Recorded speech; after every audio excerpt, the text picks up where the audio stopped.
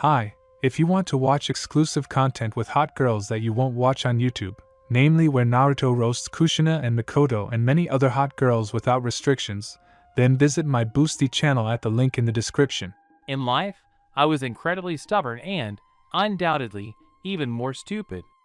In school, this could still be attributed to age, to lack of experience, although by the time I said such things, it was no longer a problem.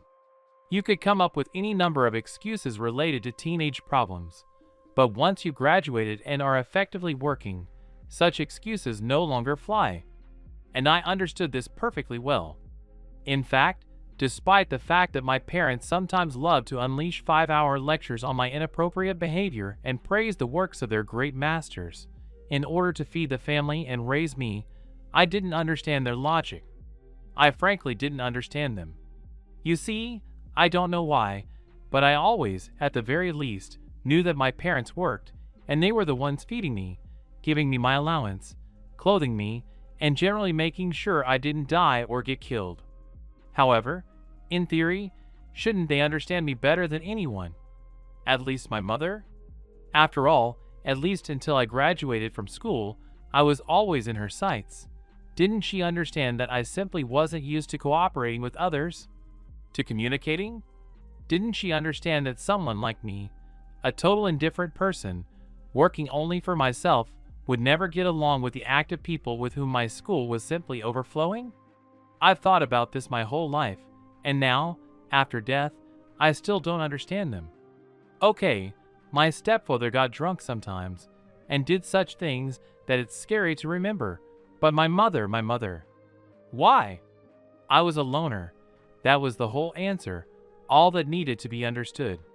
From childhood, I'd stayed home while my peers played outside, and would emerge in the evening when they'd all wandered off to their homes, sleepy, tired children.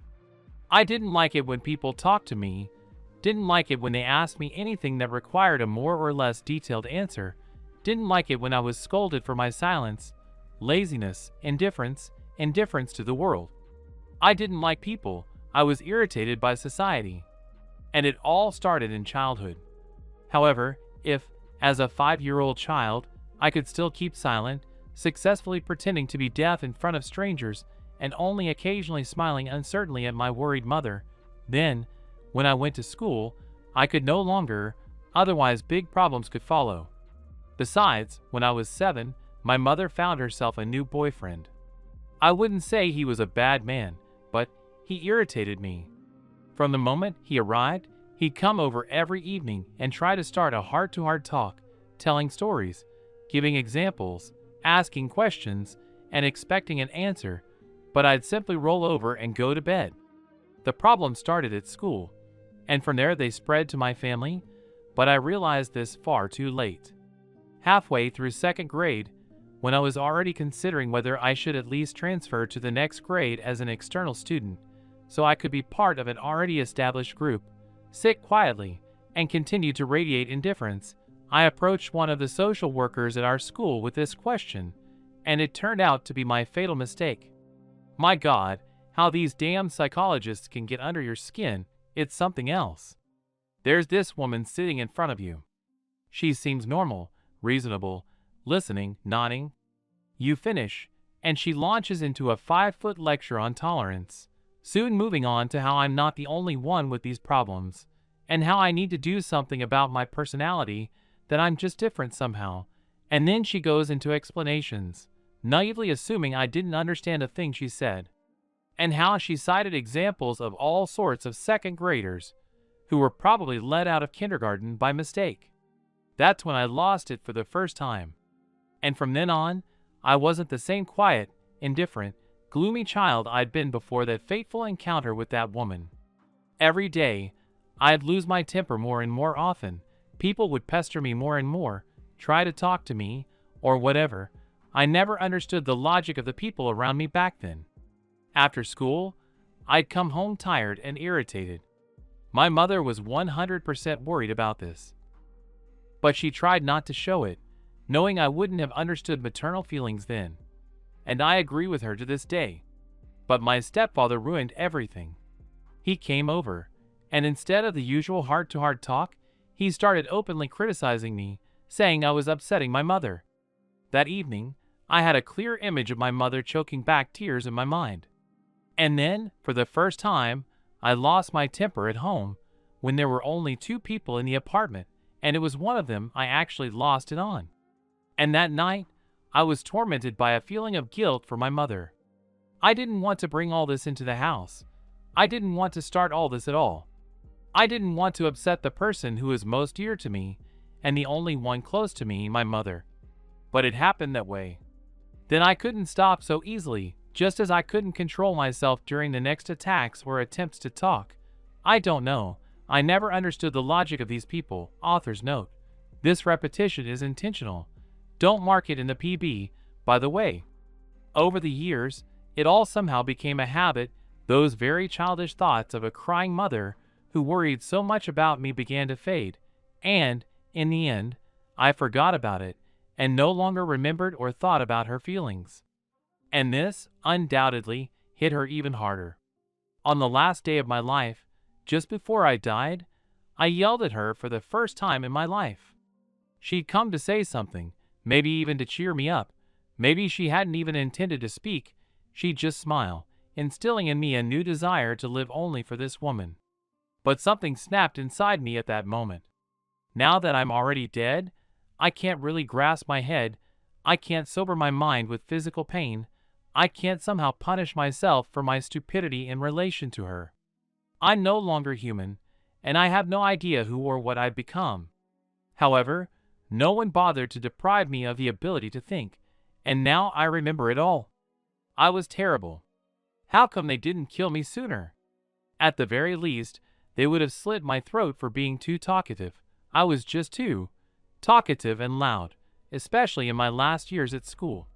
Of course, I didn't fight with all my classmates that much, since exams, the unified state exam, and all that stuff, they didn't really have time for me, but even then, there were people who still boggled my mind, even after years of studying together and, in fact, having learned over those years just how nervous I was. I was a loner, and everything irritated me. I don't understand anymore why I suddenly lost my temper with my mother, ran out of my own apartment, slamming the door loudly, and then got hit by a car running out onto the road. And I still don't understand why the hell I was such a stupid ass and showed my character in front of my mother. My God, it's one and the same thing, but I can tell them apart, oddly enough. But now, with every passing second, I'm becoming more and more tempted to commit suicide, just so the world never sees such a wimp again. But then again, I'm already dead. But then again, the thought of it just makes me want to smash my skull, banging my head on the nightstand or some nearby wall. You? Someone seemed to sigh from the void. Suddenly, light appeared around me, and I was able to look around, seeing nothing, and I could feel the ground beneath my feet again. Feeling a chill from the side, I looked toward where the source should have been and discovered a black figure there, wrapped in an equally black cloak.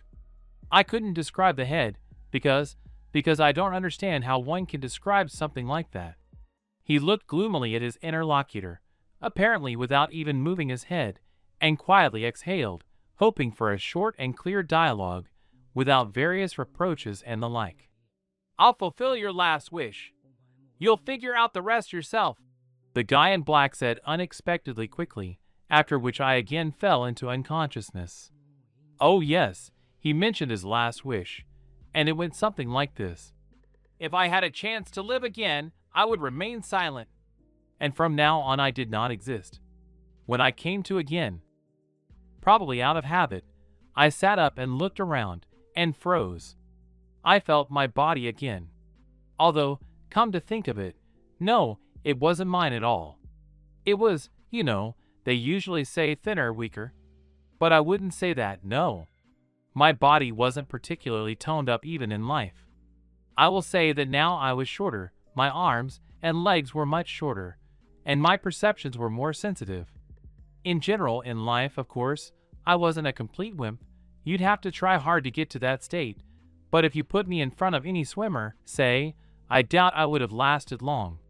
And about the second thing, I've never been very sensitive sight, hearing, touch, and so on. Everything was as if muffled. I looked online, I couldn't find a similar case, and I was afraid to tell my mother. She'd be worried. After all, the most I could guess was that my nerves weren't quite developed enough. Well, what can I say? I was never a genius. But let's get back to the present. Sitting on my bed, I turned my head, looking around. I didn't see anything really. I was in a small room, alone. In fact, the room was actually quite tiny. I was sitting on an ordinary single bed, with 2 nightstands to my left, 50 centimeters apart, and atop them a board, presumably a table. There was also a wardrobe, standing against the opposite wall, right next to the bed, so the lower shelves wouldn't open. Not at all. So where's the logic? Oh well. Then there was a meter of emptiness, where I apparently had to get up, stretch, and leave the room. Yep, I felt like Harry Potter. Now I have to get a letter from Hogwarts and suddenly find out I'm a wizard. Daichi-kun, wake up, or you'll be late for breakfast, a female voice suddenly said after a knock on the door. It turns out my name is Daichi. What a name, unusual. He nodded to himself, realizing too late that he hadn't said anything. I remained silent, not shouting anything back, and that was unusual. However, I was glad about it. Finally, I wouldn't be squabbling with everyone. Finally, I quickly jumped up from my bed and opened the closet. There weren't many clothes in there, but that's better. No need to think too hard. I pulled out what looked like it had been recently worn. A blue t-shirt, thick black baggy pants, and some kind of sandals that were simply impossible to describe. As I was changing, I noticed a dark blue bandana tucked into the deep hood. I set it aside first and finished dressing, then picked it up and turned it over in my hands. Well, an ordinary bandana, relatively thick fabric, not papery like the ones I'd had in life. Overall, quite high quality. And where did me get it? It seems very small. I'd guess a child. Then again, maybe someone bought it. But it seems expensive, doesn't it? Or is that right? Okay, that's not the point now. Without thinking twice, I tied the bandana around my forearm and pulled the hood over my head. It turned out it didn't obstruct my view at all, which didn't exactly please me, as I wouldn't be able to hide from others the way I'd been able to before. Of course, I didn't use this method 24/7, only at school and occasionally on the street when I saw particularly cheerful people. But for now, well, let's try this first, and then, if anything, we'll decide. Finally, I stood up and walked a step to the door, only to open it and see a girl with chestnut hair and brown eyes, smiling at me with an incomprehensible expression. Frankly, I didn't like that smile. It looked like it was just for show just needed. And it was incredibly infuriating, because memories of my mother kept creeping into my head, always loving, understanding, supporting me, and this woman was ruining everything.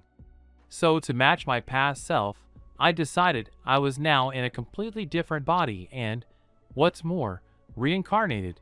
Even if it didn't sound like much, I put on a stony face and walked out into the hallway, closing the door right in her face, then brazenly looking her in the eye. For a second, I saw a certain sternness, anger in her gaze, but it quickly disappeared. For some reason I still couldn't understand, and she simply walked forward, as if leading the way. Well, I wasn't stupid.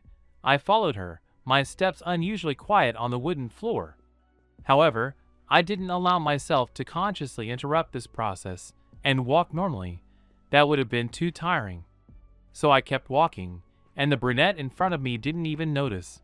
Apparently, she didn't notice anything special. From this, I can conclude that she doesn't see me as any different from the others. Is everyone like this here? Or is she just a simpleton? It's too early to decide. I know too little about this world. I was led into a small room. It was very noisy, and, clearly unaccustomed to it, my ears began ringing. I gritted my teeth to keep from wincing and walked forward. Without really bothering to think, I sat down at the first available seat, pulled a plate toward me, and began eating. And finally, I realized how screwed I was. A month has passed. Somehow, I've gotten used to this crazy world, although I still sometimes have so much free time that I have absolutely nothing to do. The very next day after I entered this tiny body, which, incidentally, had already grown a bit since then, as if the body were adapting to my soul, I had a dream in which the entire life of the boy who lived in this body before me flashed before me. What happened to him when I arrived here, I don't quite understand. But I remember first a very strange bitterness, and then a kind of relief, and then the memories end there. What did I learn from this? My name is Daichi. We already knew this, but I confirmed it. And I'm an orphan. My parents died in an attack by the Kyubi, the nine-tailed demon fox. The hyphen stands for Biju. It's a local synonym for demon. Or rather my body, am 4 years old now. I'll be 5 in a month. Author's note. Oh my god, dear readers, you have no idea how much I've used up this pathetic age. After observing the other children in my orphanage, I realized it was September, the beginning of the fall season. I also realized that there are no real holidays here because there are no real schools, kindergartens, or anything like that. I live in an orphanage, which, as an almost 30-year-old guy, albeit almost dead and in a child's body, I somehow automatically associate with kindergarten. There are a couple of educational institutions here, one of which only a few teachers mention. It was apparently a comprehensive school, though I suspect it was divided into various departments, and even then rarely, while the other one is constantly mentioned here and there. And this was a certain shinobi academy, which I hadn't yet fully grasped, as I had a poor understanding of the educational procedures there. The idea is that at the beginning of next year, all the orphanage children will be tested for chakra. From what I gather from the children's rambling stories, it's a sort of local magic that many here aspire to control, but not everyone has the aptitude, and some simply have the ability to practice it, or something similar. After that, they'll decide whether the child will attend this academy or a regular school. Although, I heard some of the teachers say with absolute certainty that they definitely accept me. They were so sure, but I still didn't see the logic in their words, so I didn't dwell on it. And here's an interesting question, touched upon at the beginning of my story. What do I do with all my free time? I spend most of it in the forest. If not there, then sleeping or eating. Although I've fallen asleep in the forest a couple of times too, and I spend my days there with the cats and dogs that come there, and I read books. Yeah, but let's take it one step at a time. I didn't have many friends, just like in my previous life, and it just so happened that I initially loved green tea. And who knows what herb they make it from at the shelter.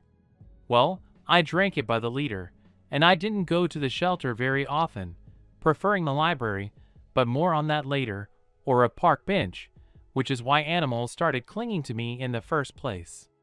I don't know why, but it turns out the caregivers added a small dose of valerian to the tea they shared. How did I find out? Well, while I was out for a walk about a week and a half ago, I stumbled upon a tea shop. The guy who works there is very smart, kind and sociable. He also has a son. He's a genius. True, in his own field, but we'll skip that. So there you have it. That guy actually trained to be a medic and still occasionally works as a support worker.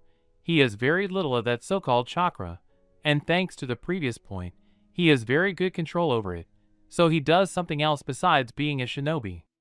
And that something, as he said, was his childhood hobby, experimenting with the various properties of herbs. He doesn't know much about poisoning, unless he accidentally whips something up, but his knowledge of biology, medicine, and herbology is oh so far-reaching. And that guy, it turns out, was always worried about the lack of tasters. You can't test things on my father. It's too risky, but I find it fun, and it's delicious, and I have people to talk to, and sometimes even the food is decent, unlike at the orphanage, so he offered himself as a candidate. So far, the worst part is the migraines that last 2 or 3 days straight, but that's nothing compared to how I was initially getting used to my new perception, so I haven't died yet, basically. Well, Getting back to the original topic, it was that guy who analyzed the liquid and told me about the recipe. Well, and he said there's nothing dangerous about valerian for humans, although he also said he doesn't understand the purpose of it at all. But just in case, he advised me to stop drinking the shelter's tea anymore and come back and test its effects more often, to which I replied that then he would give me double the normal tea and feed me. He agreed. All positives. Oh right, we've gotten a bit off topic. So the cat started clinging to me precisely because I smelled like valerian from a mile away. For some reason, dogs started coming closer and closer after the cats. Almost all the animals were strays.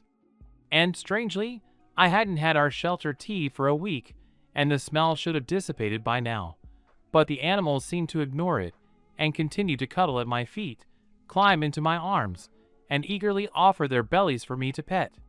What am I saying? Some cats constantly bang their furry faces against my forehead. Isn't that a miracle? In my past life, rats wouldn't even come within a meter of me, let alone such sensitive and loyal animals as cats and dogs. I liked it though, and the company of animals only improved my perception. The dogs loved to play, hide, run away, jump on me from behind, and scare me. And to avoid a heart attack at age 5, I had to somehow get used to being more attentive and careful. But they still get to me sometimes. There's no escaping them. It's fun though, and I like it. In my previous life, I was all alone, my mother didn't count, and here there are 2 people and a bunch of animals. Isn't that great? So, I was also talking about books. I read all these scribbles with great effort, very slowly, and it's really hard. I have to do everything consciously. So I practice, reading wherever I can, and at the same time combining this with acquiring information, either borrowing biology from Akashi, that same Medicine, or picking up some simple theory book from the library. Actually, I can only read because the boy who occupied this body before was quite good at reading well for a child. Thank you, Daichi-kun, that really helped me. At least I don't have to learn all this nonsense myself, just read and develop it into automaticity, which admittedly isn't much easier. That's basically all I wanted to talk about, so we return to the present, where I'm sitting in my favorite spot in the forest near Konoha's residential area, reading a scroll on throwing theory. Not particularly interesting or effective, really, but the words are so long and convoluted that I want to tear the scroll in 2 right now, which I do, simultaneously training my willpower. The largest of the dogs that come here are keeping me warm at my feet and at my sides, and the cats and smaller dogs have settled in all sorts of places, just to be close to me. Why? Again, I don't know how or why. Someone's puppies and kittens have been placed on my lap without my express permission, and they're just itching to stick their noses into the scroll, or just climb on it and focus all my attention on them. They're such children, but you can't imagine how pleasant it is. Suddenly, a crash sounded from somewhere off to the side, as if something very heavy had been slammed against a tree. A flock of birds took flight. I was quite startled by the suddenness of the sound, but quickly pulled myself together and was pondering what it could be, when suddenly a scream came from the same direction. The voice was childish, boyish, and unfamiliar, but for some reason, I didn't want to leave the child in trouble. He was being beaten, after all. It was unforgivable. So, looking into the black eyes of the largest male dog in the entire gang surrounding me, I mentally asked that the strongest ones head in that direction and, if possible, rescue the boy. The dog didn't move, but his gaze conveyed a silent clarification. And without thinking twice, I added that the priority goals were to take the child away, preferably to me, and then to get out ourselves with minimal injuries, which, if necessary, Akashi himself could treat. The gray male nodded and, turning toward the sound, barked something like a shortened version of everything I'd mentally said, after which the 3 males raced deeper into the forest, followed by some of the cats. Why, I didn't understand how or why they understood what the dogs were saying, but the situation wasn't exactly conducive to thinking. My heart was pounding, my face was flushed, and I was barely keeping my breathing under control, which was truly difficult. However, hearing a loud bark from somewhere in the distance and the pained cries of what seemed to be two males, I visibly relaxed, somehow realizing that all was well. We had no casualties, only their alpha, author's note. I'll write this as a sort of pack leader had earned himself a shallow scratch on his side. One of the kittens, apparently hesitantly, touched my leg with a tiny white paw, meowing, as if begging to be picked up. And I took it. I began to pet it frantically, both calming myself and pleasing the kitten. I mentally promised everyone else that I would pet them too, and continued to look into the distance, waiting for my friends to return. When the 3 gray dogs, whom I would henceforth call wolves, reappeared in my field of vision, my heart began to beat faster again. They walked slowly, deliberately, the one in front carrying a small child on his back, and only short, ripe wheat-colored hair was visible. I had never seen such a rich blonde. As the wolves drew closer, the cats, having returned, scurried along the tree branches, and immediately a purr flashed through my mind. Author's note. Not a mistake. The author is simply more accustomed to writing like this, and logic doesn't interfere. Mission accomplished. And I practically felt the animal's satisfied grin. A minute later, the leader, damn, I'll have to think of names for them, was standing in front of me, and I carefully lowered the boy to the ground. Will he be okay, or should I still put Akashi on the spot? I looked around, eyeing my friends who were actually carrying out this task. It would be better to ask the tea maker. The boy has a couple of fractures, and the hospital won't take him. The same cat purred. Why won't they take it? I frowned. This boy is not welcome here. He is a Jinchuriki. The cat yawned. What kind of Jinchuriki? I frankly didn't understand, but looking at the boy, I decided that would be a different matter. Okay, can either of you lift this boy? I glanced at the 2 wolves who were leaving with their leader. They exchanged glances, as if debating which of them could support the child now. Finally, the larger of the 2 stepped forward. I nodded and was about to return my gaze to the boy when my eyes accidentally caught the leader, who was now looking at me with a direct question. You're hurt, I said forcefully, just so their alpha wouldn't argue. And, surprisingly, the wolf didn't argue and moved away slightly, making room for the other wolf, I'll give them names today, who immediately stood sideways to me. I carefully placed the unfamiliar blonde onto the wolf's back again, then picked up the bag, tucked the scroll into the side pocket, and placed the youngest kittens and puppies in the main pocket. It would have been simply scary to send them alone. The cats went ahead, and the dogs, of which there were only 5, 2 of whom were not large, walked alongside me. Everyone is staring at me again. Well, of course, a 5-year-old boy with a strange appearance is walking down a crowded street. There are 5 rather large dogs walking around him.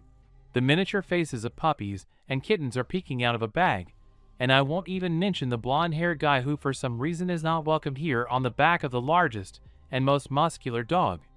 Yeah, I'd look at him askance too. But finally, we were near the tea house I frequented so often. This shop was supposedly located at the very end of the residential part of the village, but the tea here was sometimes quite rare, tasty, and healthy, so my only human friends earned enough to continue their business and even feed me. Besides, I could come here with my 4-legged friends, because the entrance to the main forest was just nearby, and yes, I usually sat quite close to this place, albeit quite deep. I entered the dark room, and from the very threshold I saw Kanpoi-san, Akashi's father, sitting at the counter. Oh, Daichi, you're early today. The old man smiled at me, closing and setting aside a newspaper. Did something happen? He asked me, groaning as he rose from his chair and straightened up. Yes, Kanpoi-san. I nodded, not denying the obvious. Is Akashi home? We saved some kid from a beating in the forest, so to speak. The guy has a couple of broken bones, and he only got a superficial scratch. I nodded over my shoulder at the alpha, who had come closer. Do you know who this boy is? Kanpoi-san asked, rounding the counter and going to the phone on the wall. He dialed the required password number, as I called it, and summoned Akashi upstairs, meaning from this dungeon to the store itself. Then he looked at me questioningly, and I realized I'd been talking to dogs and cats in the forest, but you could say I trust these people, and so. Gosh, he said. The ginger cat seemed to choke on air. That he's a Jinchuriki. I barely managed to utter that strange word. Kanpoi-san's eyes widened, but apparently realizing I didn't know the meaning of the word, he asked another question, apparently one that interested him just as much. And who is Gosha? Red, I said calmly. No, well, why not? I should have called him something earlier. And he's red, and the only one so brightly colored of all the cats that follow me around. And for a new name, he'll either scratch me or give up and go to bed. That's how it is. Kanpoi-san seemed to understand who had done what, because he opened his mouth, apparently to ask, but just then the door leading to the basement stairs opened, and Akashi practically tumbled out. And it seemed he didn't care about the silent scene, because he got straight to the point. Where? The tea maker, as Gashi had recently called him, asked in a sepulchral voice. I had time to think he definitely hadn't slept last night, because even though he looked normal, his voice was truly terrifying. However, I realized he'd only brush me off if I asked him about it anyway, so I simply mentally called out to Tsuya. Yes, that's what I'll call him. And then, when he approached, I led him into the building, and then Reed, well, he's an alpha male, after all, entered. Akashi, having assessed the scope of the work, snorted and headed toward the far room in the house, the one where he performed massages, treatments, body strengthening sessions, and, of course, tea with me. There was a special table in the right corner, and sometimes he made me drink tea according to all the rules. That's what Kanpoi Akashi is, a wickedly intelligent genius tea maker who stubbornly refuses to admit he's a medical need and always takes combat missions with hostility. In general, I followed him, and Rito and Sue slowly followed behind me. Reed, I called to the wolf, sitting down on the wooden floor near the door that opened directly onto the courtyard. The wolf turned in my direction. What's your name? I asked curiously, swinging my legs over the edge and examining Reed's bright eyes. The wolf snorted. Are you hinting at Gosha? Seems appropriate.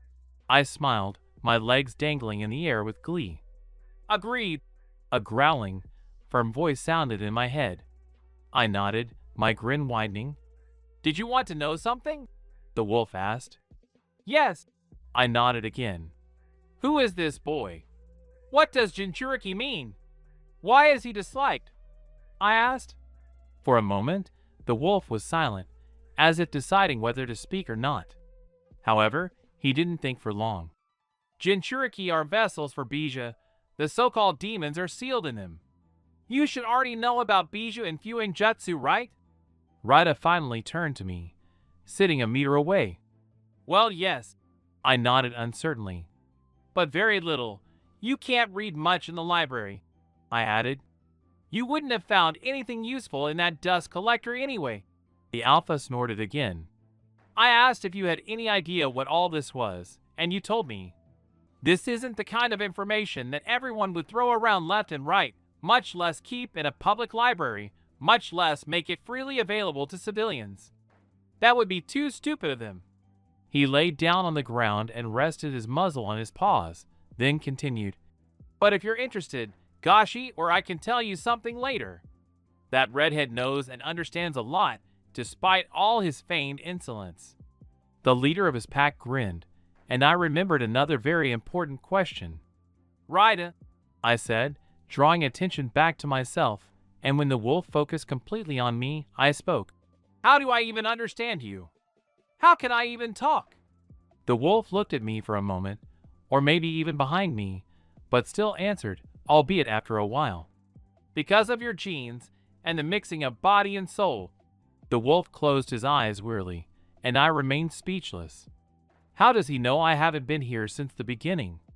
What did he mean by mixing body and soul? What is he even talking about? I'll explain everything now. Reed growled soothingly as he exhaled. You have a very specific smell, a kind of aroma of the death energy used by Shinigami, although usually humans smell of life energy, chakra, more for some, less for others. Very recognizable, you know? And the fact that you can talk to animals. Your body had distant relatives from other countries. There used to be people there with a similar ability. It's called Kekkei Genkai, an enhanced genome, in a sense, a kind of genetic mutation. It may not cause any particular harm, though you have to look at the ability and personal health of the genome's owner, but it has consequences. For example, the explosion genome. With the help of a special clay, a person can create figurines that subsequently explode, but a person must process this clay himself. Why the owners of this genome often have these mouths on their bodies, I think you understand for what purposes. The wolf finally opened his eyes, looking at me expectantly. Quite, I nodded slowly. Are all genomes controllable? And mine in particular? I asked the next question. It depends, again, on the host's personal data. They might be too weak to control their genome, too poorly suited to their genome, that is, perhaps, by some miracle, several mutually incompatible elements might combine within a person. Then they could literally be torn apart. The wolf finished, somewhat too calmly, while I swallowed. Don't worry, your genome shouldn't have awakened at all. There weren't enough genes, but it did, and all because you're now more suited to such an ability. It seems there was something in your soul that finally caused the genome to awaken, he said, reacting quickly. Phew. Cammy, how can you scare me like that? I could already imagine myself being torn apart. Couldn't you have said it right away? I, ostentatiously pouting, looked at my friend, who, under the gaze of the red eyes, somehow shrank back and lowered his muzzle into his paws. You're the alpha, don't react so sharply. I propped my head up with my hand, looking sideways at the wolf, who slowly raised his muzzle to me, after which he demonstratively turned away. You don't yet understand the influence you have on the animals that sensed this genome in you and followed you. Reed sighed rather sullenly, which attracted my attention again. So explain it to me, was all I said, to which the alpha merely sighed wearily and shook his heavy head. Well, it seems there's nothing more to come from this. It's not all that simple. Daichi, I'm done. Akashi entered the room, causing both Reed and me to turn toward the inner door, looking at the blonde medic. The younger campboy, in turn, gave the alpha and me an appraising glance, as if deciding something for himself. Then he spoke again. I'll ask you about this later. Father told me about Gashi. You're staying here tonight. I'll call the shelter. Now go see the guy. He'll come to soon, and you can meet him at the same time. After which the tea maker, with a clear conscience, left the room without closing the door. I exchanged glances with Reed and dashed toward the room where the boy my wolves had managed to rescue should now be, while Reed raced toward the neighboring window door across the courtyard. I know it's pointless to try to outrun a wolf, especially by taking a roundabout route, but I personally enjoy competing with my friends' alphas. It pushes me towards self-improvement, you know? The next second, I was trying to catch my breath, standing in front of the right door. Taking a final deep breath, I slid the door open and found a spread-out futon inside, where the blonde boy we'd rescued from the forest was currently lounging. Looking closer, I realized the boy hadn't yet woken up, which is why he'd walked deeper into the room, his usual quiet steps on the wooden floor, and then sat down to the left of the futon, the side facing the exit. I sat there, wondering what to do until he woke up, and then remembered that we were actually here with the kids. Rita, where are the cubs? I promised to pet them, I think. I muttered the last part thoughtfully, saying the first part normally. The wolf, who had already settled into the corner of the room and settled on his paws, looked up at me and, after briefly burning a hole in me, nodded off to the side, then lowered his muzzle back to his paws, silently and somewhat lazily observing my actions. I, in turn, turned my head in the direction my friend had pointed.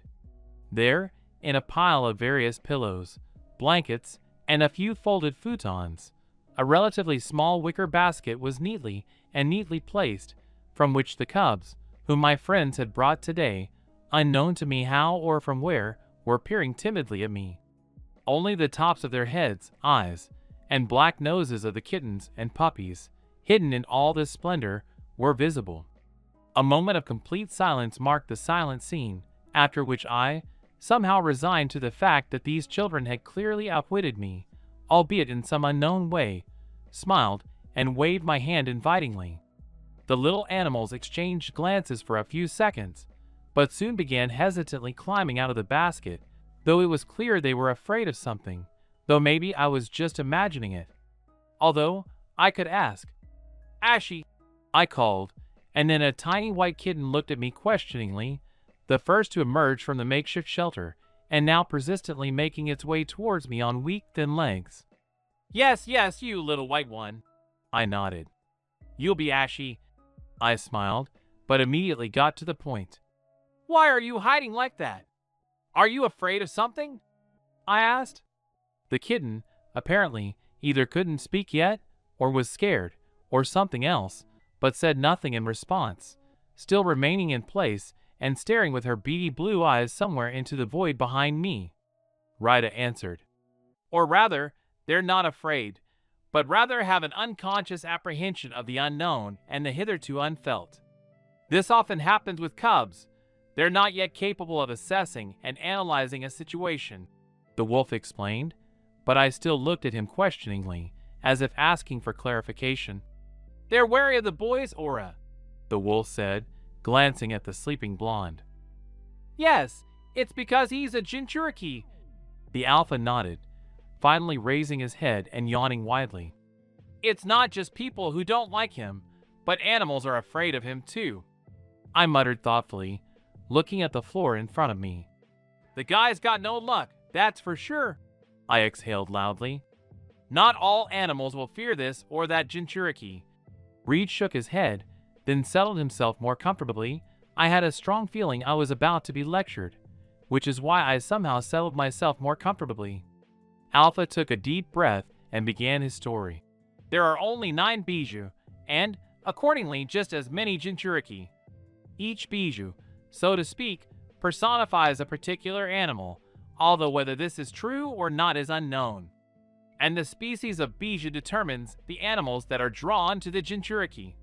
Raccoons are drawn to the 1-tailed one, cats to the 2-tailed one, octopuses to the 8-tailed one, and foxes to the 9-tailed one, which is the boy's tenant. Sometimes it happens that animals respect, if not worship, bijou, with whom they share the same essence," he finished. I sighed. "And where, I wonder, am I supposed to get a fox here? There are practically no normal animals around Konoha anyway. Wait, why am I even thinking about something like that? I already said, they're subconsciously afraid, and that's all. Besides, I was talking about cubs. I didn't say anything about adults," he added. The next moment all blurred together for me. I was lost for a long time, yeah. What happened? Tsui and Yoba suddenly jumped on me from behind and started licking me. When I tried to get up, they easily pushed me back down. And then they started tickling me. "No, this is outrageous. Damn, it tickles." I laughed. My laughter didn't last long, however, as I soon began to struggle in the wolf-like embrace, trying to escape and thus end the game. However, my brothers were each about the same weight as me, so their combined efforts consistently prevented me from escaping. After a while of playing on the futon, the same blonde guy stirred, but that didn't stop the brazen attackers. It even seemed like they were pushing each other with great effort, continuing to tickle me. Why don't they play with each other like that? No, they do. Sigh. "Yoa, Tsu, calm down already," I finally exclaimed through my laughter when I saw our guest open his eyes and watch my wolves play. They seemed to have realized it too, because they all turned their heads toward the Jinchuriki and quickly darted behind me, as if ready to defend him if necessary. I wasn't very happy about this. No, seriously, the guy was already being bullied by everyone. I won't let my people do that. However, they haven't done anything wrong yet, so let them stay there. And then someone tugged at my clothes again. Looking down at where the tugger should have been, I found Ashi-chan there, staring at me with her blue eyes. I sighed and smiled. It suddenly seemed like this kitten would calm me down and lift my spirits like this again. I carefully placed her on my lap and then looked over to the pile of things where I'd originally found the cubs. And this time, they were there. True, this time they weren't in a basket, but simply pressed as tightly as possible into the pillows, glancing slightly fearfully at the wolves behind me. I gave the two brothers a disapproving look with my red eyes, causing them to meekly lower their heads, as if repenting. I chuckled and looked back at the cubs. "Well, come here. They're done. They won't scare you like that anymore." I said the last part with a slight threat, a hint for the younger wolves. They both exchanged glances and nodded quickly, after which I turned my full attention to the kittens and a couple of puppies in their company. And then I realized that these little guys were way too small. They seemed incredibly weak. And I think I understood where my people got them from. "Run here. Remember what I promised?" I reminded, holding out my hands and invitingly bending and unbending my fingers. Ashi, peeking out from behind my knees, straightened up somewhat proudly and looked at her brothers with superiority. "Ashi, that's not nice to do." I looked disapprovingly at the kitten, who cowered under my gaze and lowered her head guiltily. I stroked the little thing, smiling, and she looked up at me. "Just don't do that, and I won't scold you," I said. The kitten immediately brightened and turned back toward the rest of the cubs. Come on, come here. It's not scary here, not scary at all," I heard Ashi-chan meow. She also looked at her fellow sufferers with a somewhat encouraging expression and shook her head in my direction. The cubs exchanged glances for a moment, then suddenly, with a sudden sprint, they rushed toward me. True, they couldn't manage more than a leisurely run. They were very weak, after all. Oh well, I'll ask my family later. Maybe they'll suggest something, or maybe even help, we'll see. A minute later, all these little ones gathered around me, their little eyes sparkling. I placed 2 kittens and 2 puppies on my lap, so they would be comfortable and warm each other. As I began to pet each one, I suddenly remembered the blonde one, who by this time had definitely woken up completely. He turned his head in his direction, which caused the boy to cover his head with a blanket for some reason, continuing to stroke the cubs. "Hey, what's wrong?" I asked, raising my eyebrows. Suddenly, a cheeky kitten nipped my finger. "Ashi-chan, don't bite. I haven't forgotten about you," I said indignantly, looking down at the kittens. The kitten snorted, but a second later she was purring contentedly under my palm, and I returned my gaze to the blonde boy, peeking out from under the blanket with interest. "Listen, at least introduce yourself. My name is Daichi, for example." "What's yours?" I asked, looking from the brothers behind me to the kittens to just ahead, both at the stranger and at Reed, as if in the background. "Naruto," the boy whispered quietly, hesitantly moving the blanket away from his face. What? I asked. No, I heard it, but it was really too quiet. Let him speak normally. It's not fair. "Naruto Uzumaki," he said more confidently, sitting up. "That's better," I chuckled, turning to my brothers and glaring at them to go to Reed. They, reluctantly and slowly, walked toward their alpha. "That's it. And no need to worry about trifles," I chuckled after the wolves. Excuse me, are these dogs that big?" the stranger asked, looking at my 3 wolves, who had somehow settled down at different ends of the same corner, silently watching. "Maybe," I shrugged. "Who knows? By the way," I said, drawing his attention back, "I haven't heard of any Uzumaki clan members remaining in the village. Where are you from?" I asked. Naruto seemed to have slipped into the astral plane. "Hey! Why did you suddenly fall out of reality? Didn't you know you were a clan member?" A sudden thought occurred to me, and then my interlocutor finally said something. "I'm an orphan. I don't know anything about my parents. The blonde shook his head at the last part. Oh, I murmured understandingly, wondering who was so smart, sending a child from a nearly extinct clan to some god knows what orphanage. Well, I'm an orphan too. Let's get acquainted, I said, bowing my head slightly. Really? And from which shelter? He suddenly became interested. So, from the second one, I answered after thinking. My answer was met with silence and a surprised look from my opponent. You're from there too? I guessed. Naruto nodded. I've never seen you there. I shook my head from side to side, and would have fallen into a frantic thought about how and why, if my finger hadn't been bitten again. I instantly came to my senses and looked at the cubs. Ashi-chan was looking at me disapprovingly. Thank you, I said, realizing that I had briefly fallen out of reality, just like Naruto had recently, and stopped petting the cubs. Resuming the process of fulfilling my own promise, I looked at my interlocutor. And how did you hide like that, I wonder? I wanted to ask, but things are never that simple. And now nothing much came of it, because the door suddenly slid open and Akashi peered into the room. So, he said meaningfully, looking around the room and then stopping at us. It's already 7 o'clock. I'll help you make the beds now. Then you can have dinner and go to bed, he said menacingly. Oh, apparently something went wrong again, and now he's angry. Well, by dinner time he'll be fine again. That's always the case. It's been a month since I met Naruto.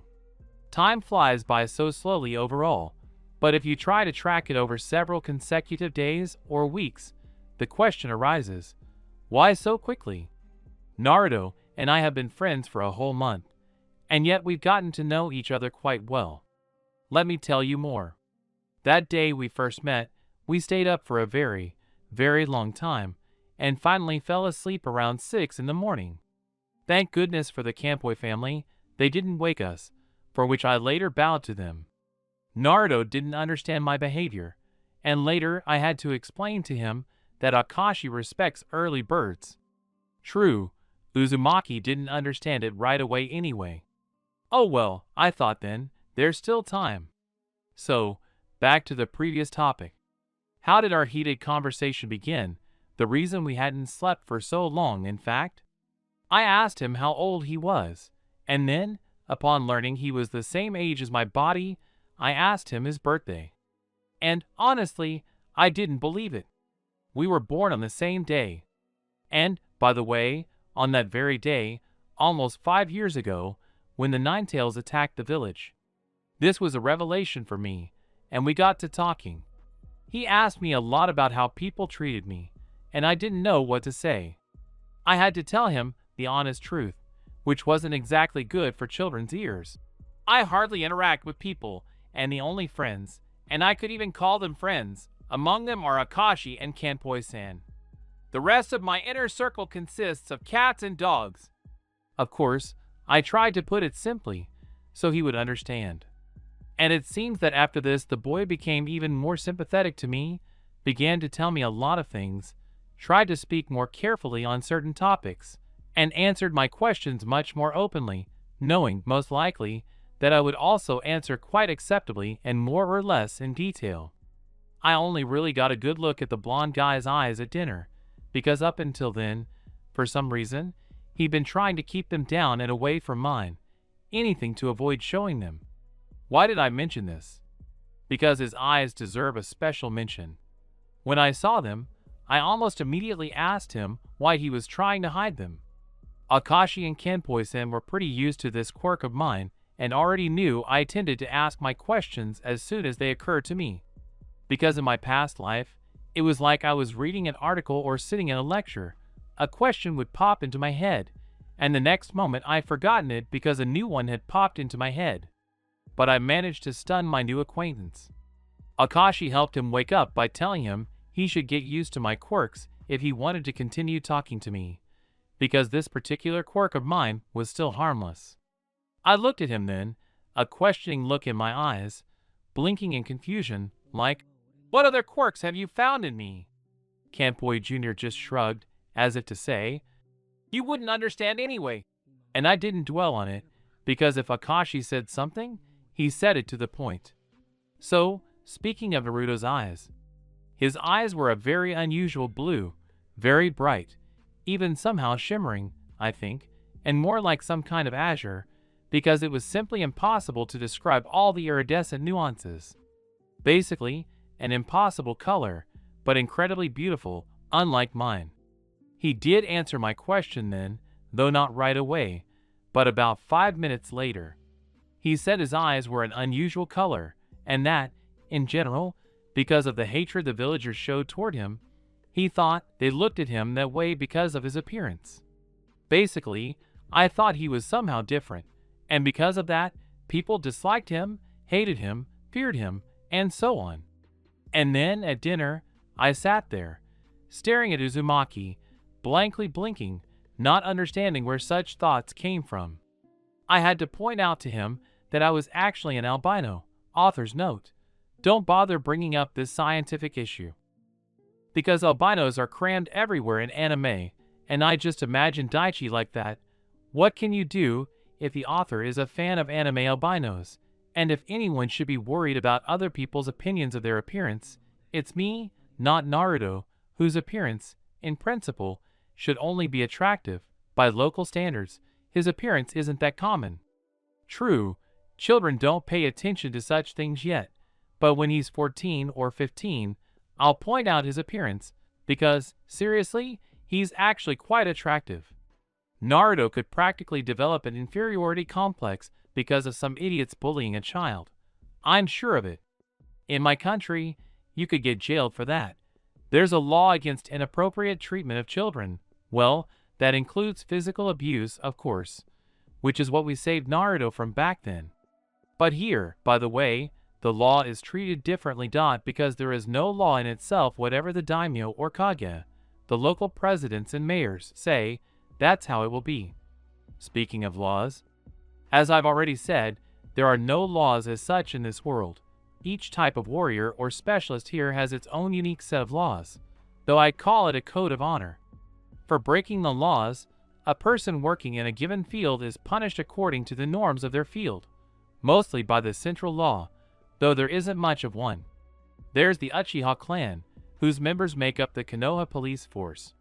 They primarily handle larger-scale cases, like murder, child rape, and the like, but certainly not accidental poisoning or manslaughter, as in, say, medical practice, though, apparently, medicine here is kind of strange.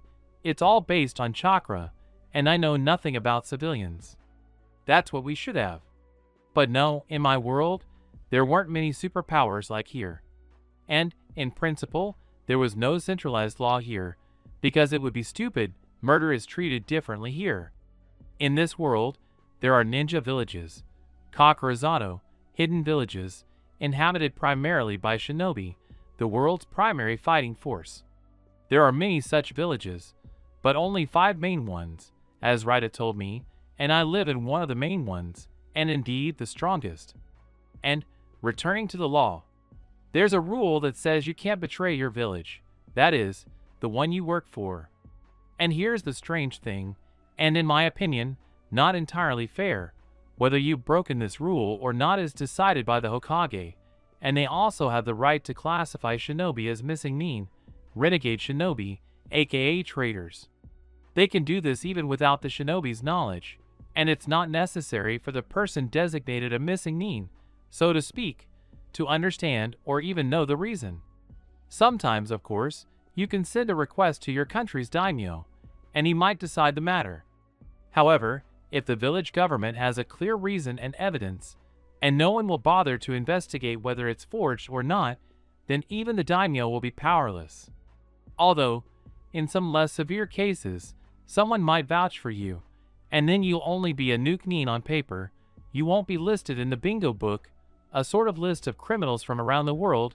You won't be officially considered an apostate, and you'll only be exiled as a shinobi of some Kakurazato or another, and you'll live with your benefactor.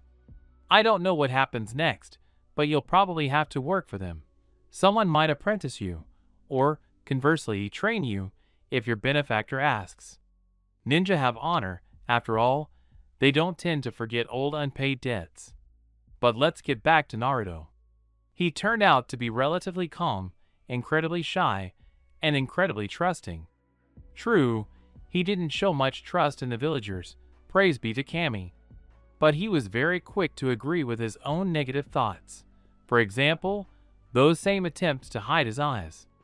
But never mind, we'll get over it somehow, eventually. Maybe.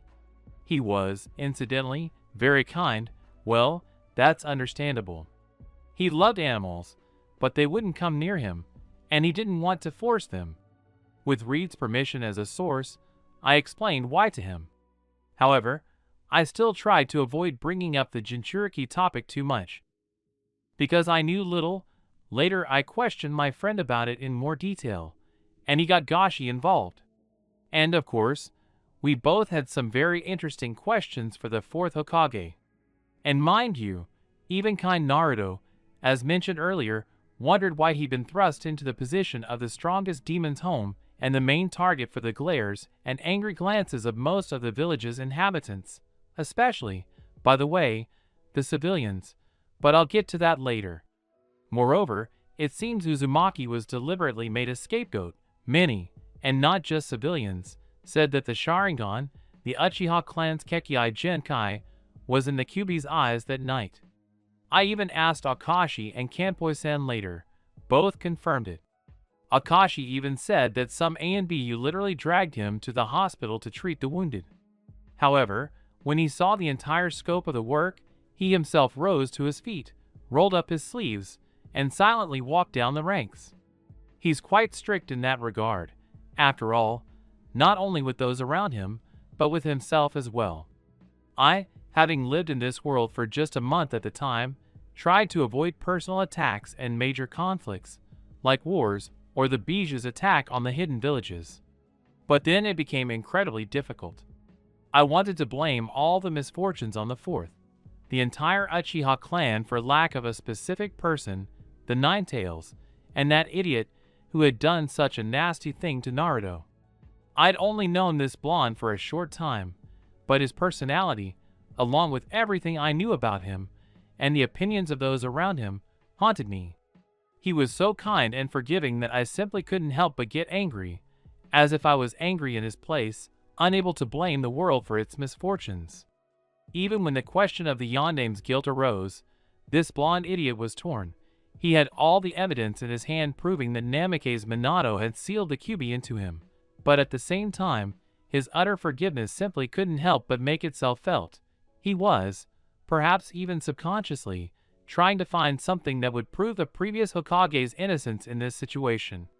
And when I asked him how he felt, he just smiled guiltily and looked down. Hell, I've never really been angry. Never, but damn, it was impossible not to be angry here. And what about the civilians' attitude toward him? Some of those bastards have completely lost their fear.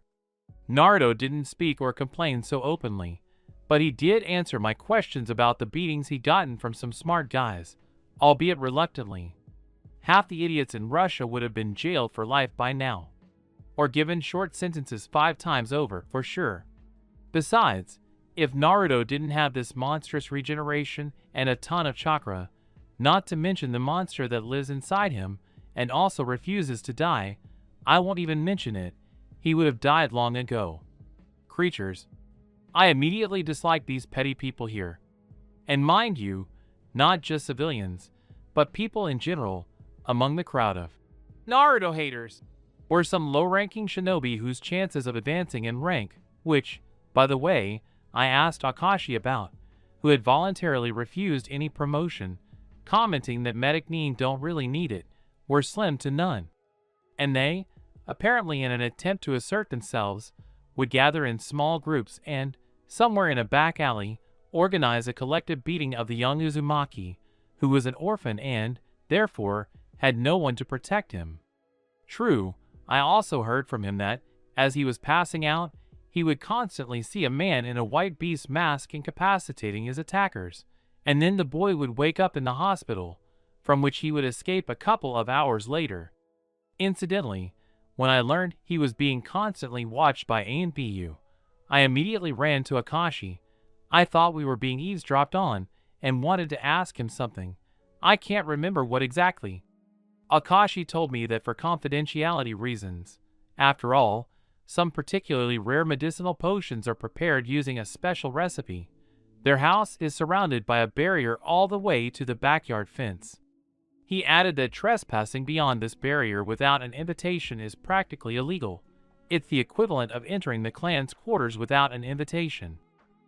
The Kanpoi family, as a family of medics, is effectively a full-fledged clan, but since it's so small, information about it isn't widely known. So, from that moment on, I was assured that our conversations would remain secret. The very next day, Akashi summoned me for a serious talk, and asked me point blank what the hell it was that had made me suddenly start talking to animals. I told him, after all, as I'd said before, I trusted these people. He listened to me silently, his gaze tense, his brow furrowed. He was deep in thought. After I told him, he sighed heavily, closed his eyes, pinched the bridge of his nose, and pointed to the door, bluntly dismissing me and creating space for himself to think.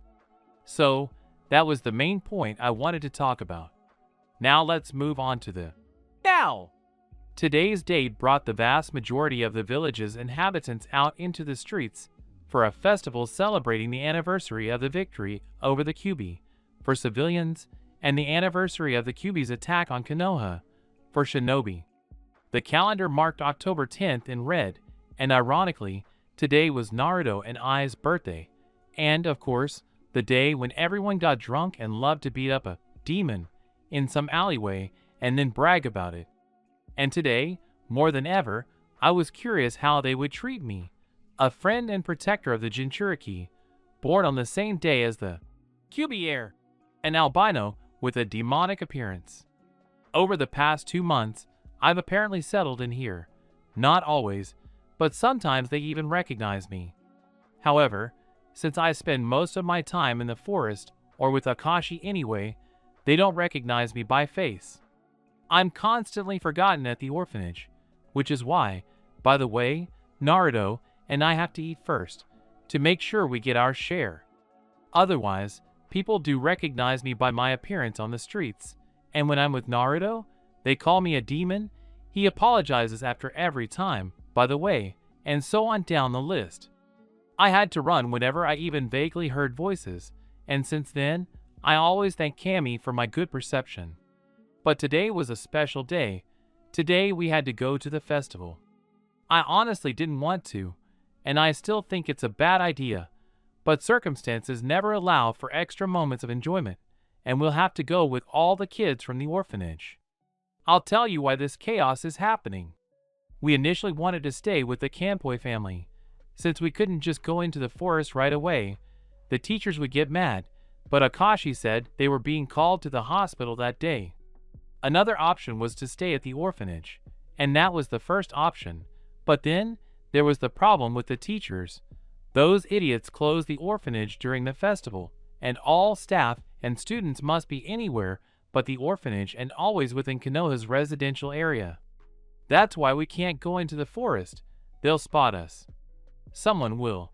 That's the logic of this world. The only other option was to take a walk somewhere. I left the place up to Naruto. And he? What about him? He smiled guiltily again, lowered his face to the floor, awkwardly fiddling with the hem of his robe in his hands, and whispered that he'd like to go to the festival at least once. Really go. And not end up in the hospital before even reaching the square. I sighed wearily at this, but agreed, because this is Naruto, it's generally hard to refuse him, and let this scam threaten us with a severe beating if we are unlucky, which, for some reason, I have no doubt about. To avoid being seen by any drunken louts right from the start, and to reach the festival square, we went there with the shelter. We arrived pretty quickly.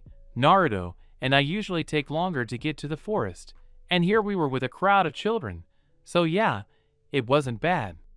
Although, Naruto and I usually manage to discuss a million things along the way, and that's essentially the reason for such long walks.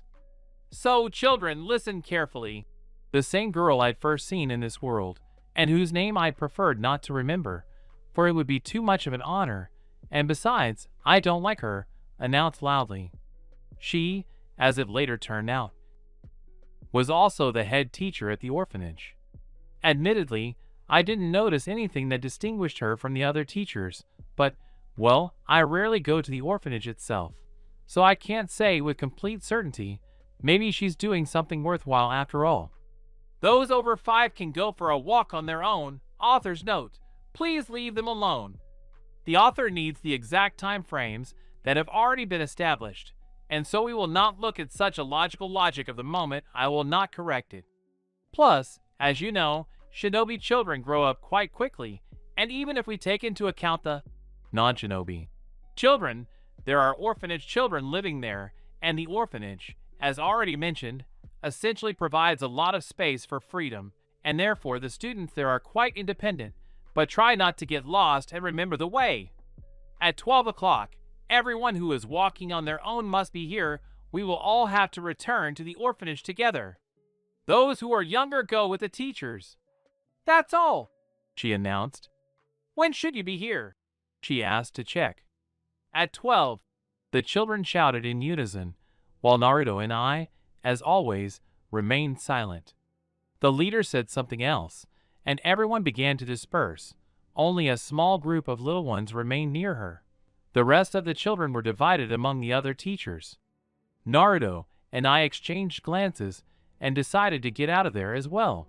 It was too crowded where we were staying. Where are your wolves?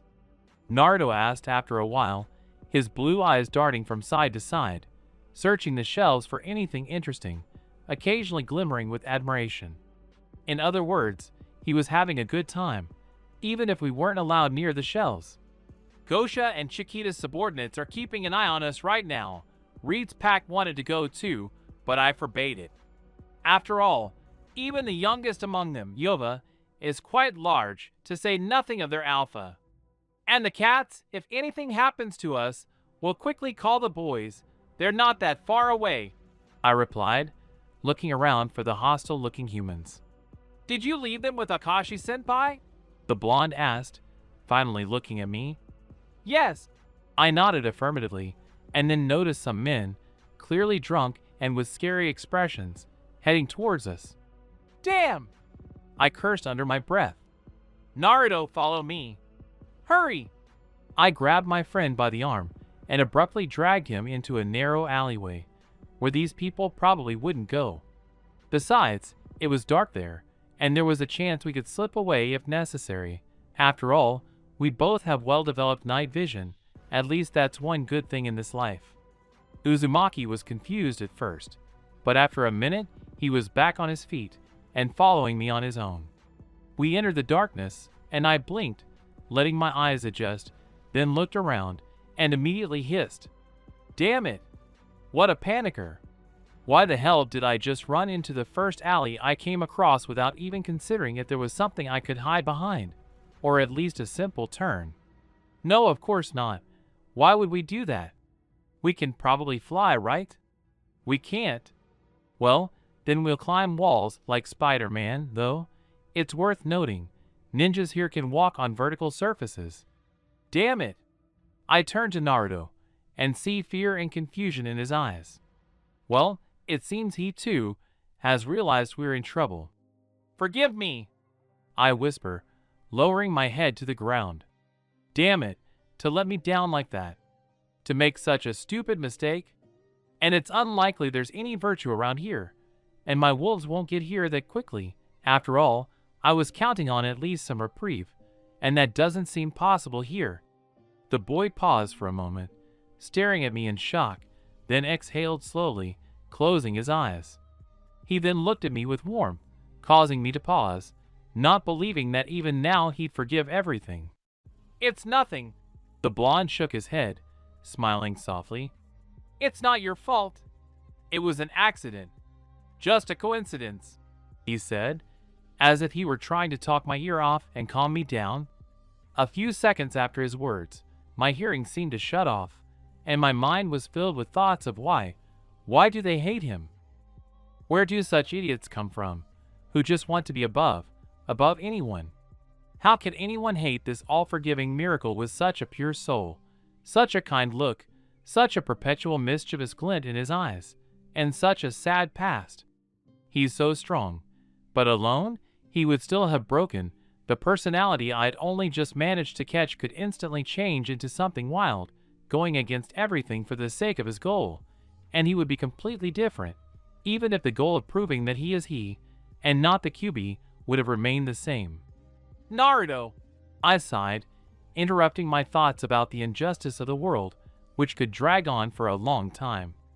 I raised my red eyes and looked straight at my friend, who was now smiling calmly, not happily, not sadly, simply because the situation was not conducive, and I smiled too, only it turned out, perhaps, somehow crookedly, because Uzumaki immediately burst into laughter, and in his eyes for a second again appeared those mischievous lights that sometimes sparkled in the blue pools when he began to say something, in an attempt to evoke this or that reaction, and, so far, he always evoked the desired one, or when he was playing a prank on someone, let's say, he was cooperating with Sue and Yoa, and they were sneaking up on me together. True, I had already trained my hearing since the last time, and therefore it was quite difficult to approach me unnoticed now, but soon the lights disappeared, leaving nothing in their place, but only returning everything to the way it was a second ago.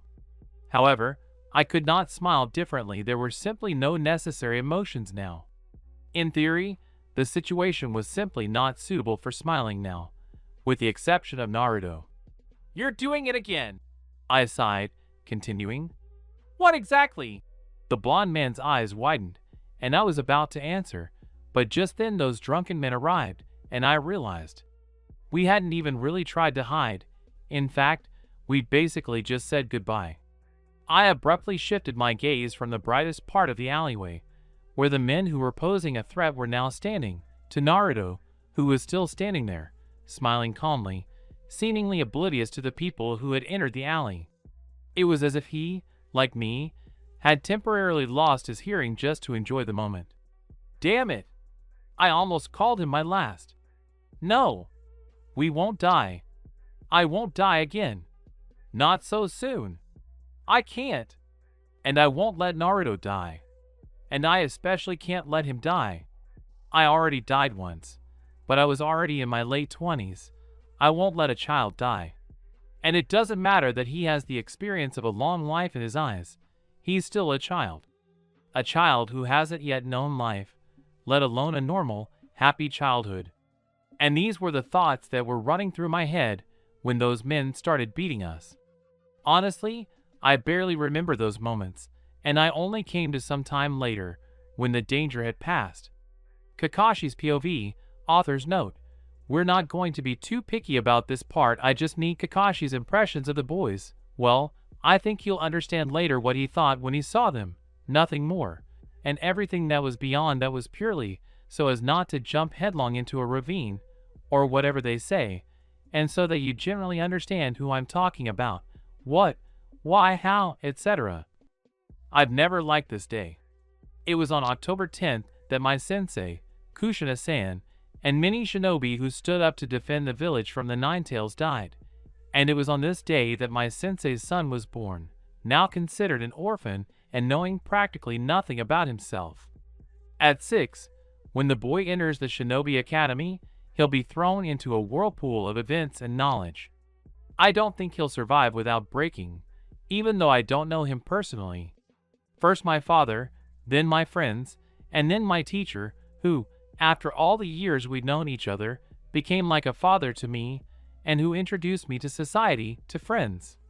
He transformed a wolf cub who couldn't even communicate into a person who understood the meaning of life, and that it was far more valuable than any mission goal, even if the order was to die. But complete the task. Die yourself, but let your comrades live. It became a kind of motto in life. Besides, I was coming from the Hokage, who had given me a new mission. However, I had this feeling I wouldn't be able to complete it. For some reason, I was absolutely certain of it. And the mission itself was to... I was passing an apartment building when I heard muffled screams. Deciding it was unlikely to be coming from the apartment, I hurried to the nearest turn, listening as best I could. And what did I see when I reached the first alleyway, where the screams were apparently coming from? I personally saw 4 men who, judging by what I saw, were beating someone up. I couldn't make out who exactly, because the lighting in the alley was still quite good. I had to spend an extra 10 seconds pondering the situation, but soon I simply gave up and decided to act accordingly. Yes, it was stupid, yes, it was careless, but the men were clearly drunk, and they were no match for someone like that, and I don't know who couldn't at least run away from them. However, apparently someone couldn't, so I'll have to scatter these drunks and then take them to the hospital. Although I'll probably hand the attackers over to one of the A&BU on duty nearby, but I'll take the injured ones myself. They need it more urgently. Look at how they're kicking you. I entered the darkness and, without waiting for my eyes to adjust, stunned 4 men with sheer instinct, without even opening my eyes. However, hearing the last body hit the ground with a thud, I finally opened my eyes and saw 2 children, badly battered, their clothes dirty, and breathing heavily and laboredly. NPOV Kakashi. I woke up when it was apparently all over. My eyes reluctantly opened, and soon I was able to focus. Just a couple of meters away stood some shinobi, for he was wearing their uniform, the lower half of his face hidden by a mask, his left eye completely covered by a forehead protector, a metal plate sewn onto an eye patch, onto which the village's symbol was either carved, burned, or something else. I don't know anything about it. He had relatively long, ash blonde hair, practically standing up straight, and also seeming to tilt slightly to the left. Honestly, I've never understood the laws of physics here, or whether they even exist here, and even commenting on it would be too much of a stretch. It would break my brain. Ah, these simpletons, shinobi, are so lucky. They live without even thinking about how everything is upside down here. The stranger's eyes were so full of emotion that I wondered if such a quantity even existed. However, when he took a step forward, I suddenly realized he could take us to the hospital. And that was bad, because if some shinobi brought us, and if he insisted on treatment, they'd just put us in a ward like everyone else, give us some useless poison, sedate us, and then we'd have to run and go to Akashi with our wounds so he could treat us properly. No way. At the hospital, they'd sometimes slip such nasty stuff into the same floor that you wouldn't be able to move for a couple of days. Thanks to Akashi for that incident, by the way. So it's better if I just push myself a little now, get over some new minor injury, but take Naruto straight to Akashi. There will be fewer hostile looks, and it will be much more effective. And then I'll be able to eat. Plus, I'll get proper and quick treatment. Akashi specializes in herbalism. I sat up, groaning and generally slowly and heavily, immediately feeling all the happiness of life. I'm sure there are countless bruises, scrapes, and other nasty things on my body. Oh, Akashi will kill me and then give me his most vile potions, although that's bound to happen, one way or another, because the most vile ones are some of the most effective and useful. I straightened up, cracking my vertebrae, looked to the right, and found my friend breathing heavily. Although, I'm sure the regeneration process has already begun, so Uzumaki will soon be back to normal, and with the support of medications and therapy that Kanpoi Jr. will undoubtedly provide, even more so. I smiled slightly, watching Naruto's heart rate slowly slow. His breathing returned to normal, and my friend himself began to look better. I stood up and dusted myself off. Just for the sake of it, I'd have to change anyway. My clothes were probably all covered in blood and dirt. I turned to face the stunned ash-haired man and bowed at a 90-degree angle. "Thank you for your help," I said, closing my eyes, though it wasn't obvious I was bowing after all. Then I turned back to the blonde and dropped to one knee, gritting my teeth in pain, just like I had when I first arrived in this crazy world. I stretched my arms out in front of me, critically examining his pale, skinny limbs, and, sighing and realizing it wouldn't get any better, I slipped an arm under Uzumaki's knees and neck, then slowly lifted him up, silently gritting my teeth. It wouldn't be that long to drag him. Reed and the others were already very close, Gashi would stop them at the fair's exit. It was dark enough there, too, that I could safely meet my wolves and then simply fall onto the alpha's back and wait until they reached the hospital, where Akashi was currently operating. Standing up straight and examining my battered and unconscious burden, I sighed wearily, promising myself that if I didn't kill every single one of this village's offenders who'd insulted this blonde sunshine, I'd make them open their mouths and quietly gnash their teeth, regretting ever having done anything to ruin their relationship with Naruto. Finally, I turned to face the unfamiliar shinobi and bowed my head. "Goodbye," I said calmly, then calmly walked toward the exit, first out of the alley, then out of the festival. I sensed the rather ambiguous looks they gave me, but I didn't allow myself to turn around and say anything else. I needed to get to the hospital as quickly as possible, and then I could get some sleep. I found my wolves in the darkest corner of our meeting place, by their fiercely gleaming eyes. Both dogs and cats, by the way. I can already imagine how they'll take revenge on those idiots. I don't know why, and they don't want to tell me. Rita says I should figure it out myself, but my friends would tear anyone apart for me. True, I try to avoid such situations, and therefore don't want to get into them. I don't want anyone to die. At least I once managed to convince mine that if my wounds aren't serious, there's no need to kill those who offended me. Incidentally, when I mentioned this peculiarity to Akashi, the tea maker revealed another quirk of mine. I, just like my four-legged friends, will tear apart Naruto's offenders.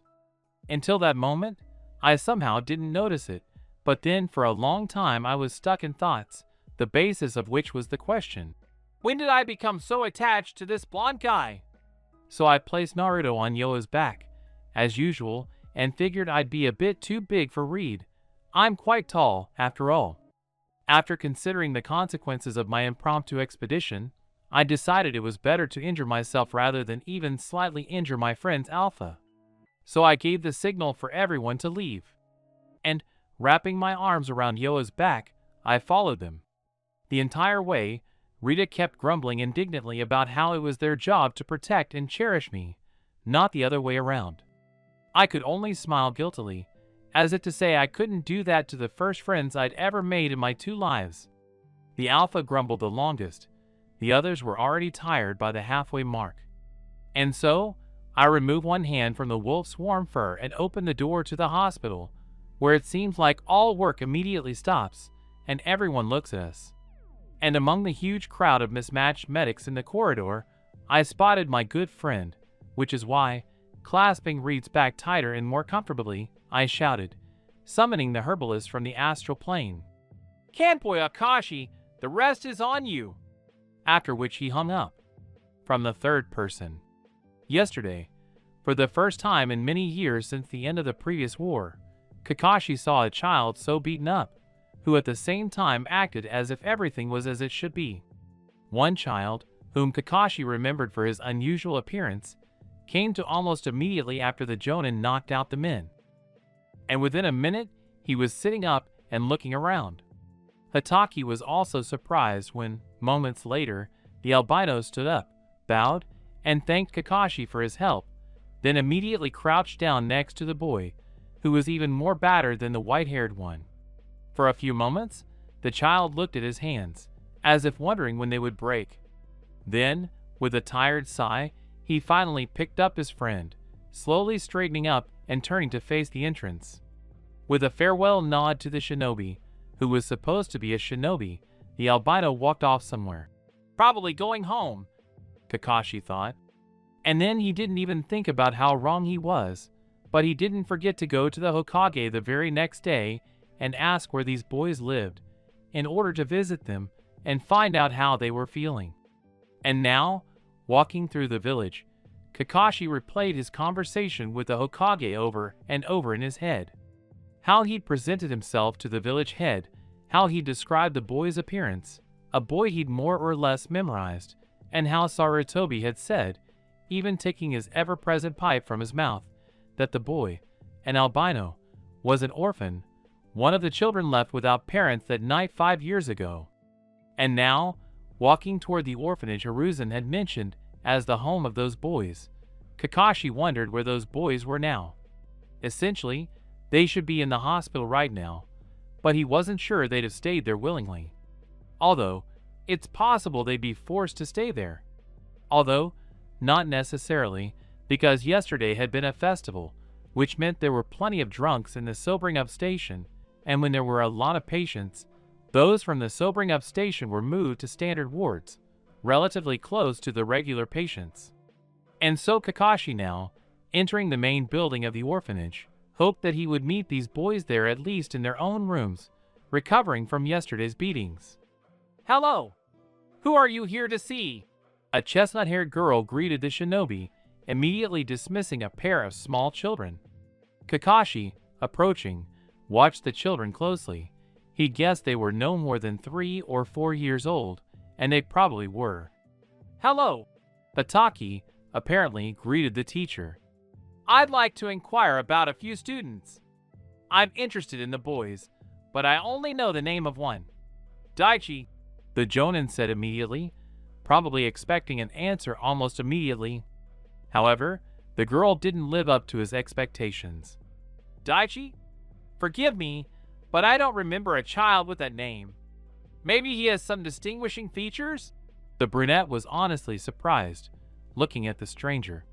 "He's an albino," Kakashi said immediately, thinking that this child was simply impossible to forget. There aren't that many albinos, and in Konoha there are only a few, if there is anyone, except for the boy he already knew. The girl drawled understandingly. "Yes, we have one at our shelter, but he rarely comes to the shelter itself. Lately, he doesn't even come to spend the night very often, and they leave very early. I don't know the reason. To be honest, sorry to interrupt, but are you saying they're not at the shelter right now?" The teacher shook her head. "Did they even come back here after the festival?" "No, there weren't any." The girl shook her head again, and then suddenly someone called out to her. "Miki-chan, Kumo-kun, don't fight." The brown-haired girl immediately responded, heading somewhere behind the shinobi. To see what was happening, and to wait for the girl, in case she said anything else, Kakashi tried to turn around, but collided with someone clearly much shorter than himself. Yendi from third person. "Excuse me," I said out of habit, holding Naruto by the shoulders, both to keep him from falling because of me and to keep him steady. After all, we'd taken a good beating yesterday. Akashi said we'd have to walk side by side for a couple of days, so we wouldn't have to carry around crutches, which we'd still have to buy, and we didn't want to be cheeky and ask Kanpoi Jr. for some. Then I looked up at the one who'd bumped into me and I was stunned. He'd probably be here. Standing before me was the very same shinobi who'd saved us yesterday. I gently pulled Naruto aside, carefully released him, making sure he wouldn't fall, then turned completely to face our savior of yesterday and, under the somewhat stunned gaze of one eye, bowed deeply. "Thank you for yesterday," I said calmly, trying not to speak too quietly. "Daichi, is that him?" Naruto asked, first trying to approach out of habit, but having lost the battle with gravity, he was forced to lean on my shoulder again, while I had to crouch, as I was a head taller than the blonde. "Him?" Naruto asked again, having recovered from his brief shock. I nodded in agreement, silently glad that Naruto wasn't only quite short, but also simply light. He really did weigh like an ordinary 5-year-old, a little under 20 kilos, while I, thanks to constantly eating the Kanpoi family's food supplies, already weighed 34. Although, thanks to our constant walks, I'm not gaining any weight, and in fact, I still don't understand where all the fat goes. Maybe the chakra is gobbling up all the unnecessary stuff? I'll have to ask one of my friends about that later. "Thank you," the blonde said, smiling broadly into the ninja's face. "I'm sorry I can't bow. I can't even stand without help yet," he finished somewhat sadly. "It's okay.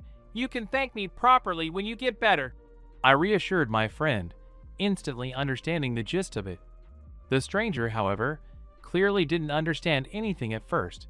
Naruto is impossible to understand, let alone read, well, not without some training. "Why are you here?"